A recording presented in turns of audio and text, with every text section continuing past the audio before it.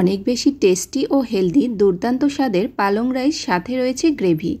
এটা বাচ্চা থেকে বড় সকলেই খেতে অনেক বেশি পছন্দ করবে আর এটা স্বাস্থ্যের জন্য অনেক বেশি ভালো। আজকের এই রেসিপিটি তৈরি করার জন্যই প্রথমে আমি পালং শাকগুলোকে ভাপিয়ে নেব।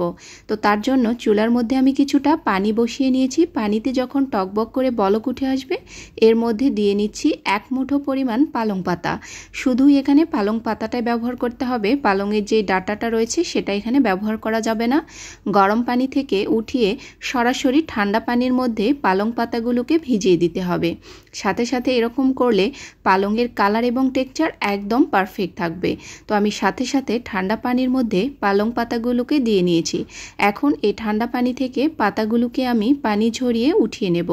এগুলোকে একদমই ব্লেন্ডার জারে দিয়ে মিহি একটা পেস্ট তৈরি করে নিতে হবে আর এর কালারটা থাকবে একদমই সবুজ। পানি ঝরিয়ে পালং পাতাগুলোকে উঠিয়ে নিয়েছি। এগুলোকে পানি ছাড়াই ব্লেন্ডার জারে দিয়ে মিহি একটা পেস্ট তৈরি করে নিতে হবে। তো আমি পেস্টটাকে একদম মিহি করে বানিয়ে নিয়েছি। এখন আমি রাইসটাকে রান্না করে নেব। তার জন্য চুলায় একটি প্যান বসিয়ে নিয়েছি। এর মধ্যে দিয়ে নিয়েছি 4 টেবিল চামচের মতো রান্নার তেল। এর সাথে দিয়ে নেব পেঁয়াজ কুচি 1 মুঠের থেকে একটু কম, আর দিয়ে নিচ্ছি রসুন কুচি 1 টেবিল চামচ পরিমাণ। সবগুলোকে 1 মিনিটের মতো নাড়াচাড়া করে নেব যতক্ষণ না পেঁয়াজটা কিছুটা নরম হয়ে আসে।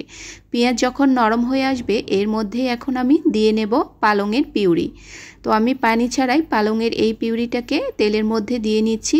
তো এখন এটাকে হালকা একটু নাড়াচাড়া করে নেব। এই পর্যায়ে চুলোর জালটাকে মিডিয়ামে রেখে এটাকে নাড়াচাড়া করে নিতে হবে। তো দেখুন আমি নাড়াচাড়া করে নিয়েছি। এখন এর মধ্যে দিয়ে নিচ্ছি স্বাদমতো লবণ, এরপর দিয়ে নিচ্ছি চিলি ফ্লেক্স 1/2 টেবিল চামচ পরিমাণ, এরপর দিয়ে নিচ্ছি একটি কাঁচামরিচ একদম ছোট টুকরো করে কেটে নিয়েছি, আর দিয়ে নিচ্ছি 1/4 চা চামচের মতো কালো গোলমরিচের গুঁড়ো।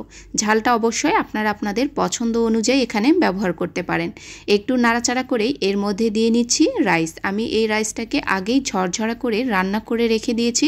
ঠান্ডা হওয়ার পরে রাইসটা এমনিতেই ঝরঝরা হয়, সেজন্য এটাকে আগে থেকেই রান্না করে রেখে দিলে ভালো। তো এখন আমি ভালো করে নাড়াচাড়া করে নিয়েছি। দেখুন পালং রাইস একদম রেডি। এরপর রান্না করে নেব গ্রেভি।